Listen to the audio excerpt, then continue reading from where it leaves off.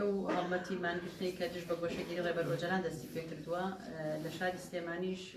بە شێوەیەکی بەردەوام بە شێوەیەکی زنجیرەوی و سیستەماتیک خولێکی مانگرتن چالاکیەک بەڕێوە ئەچێت کە ئەمڕۆ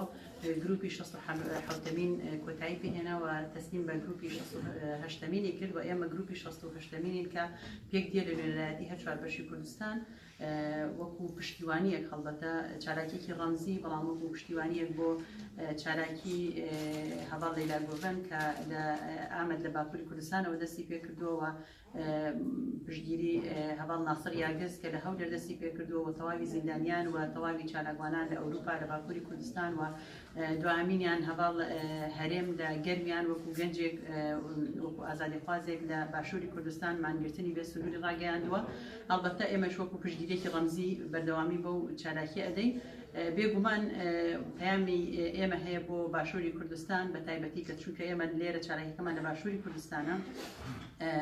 هەڵبەتە لەناو ئەو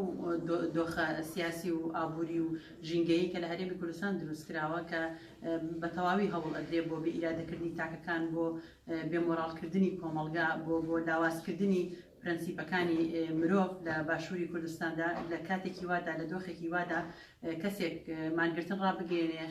بێ سنوور ئەمە نیشاندانی ئەو پەڕی لووتکەی ئیرادە و مۆراڵبەرزی و بەهێزی مرۆڤی ئازادیخوازە کە بەگژ عەقڵێتی دەسەڵاتداری بەگژ عەقڵێتی داگیرکاریدا دەچێتەوە.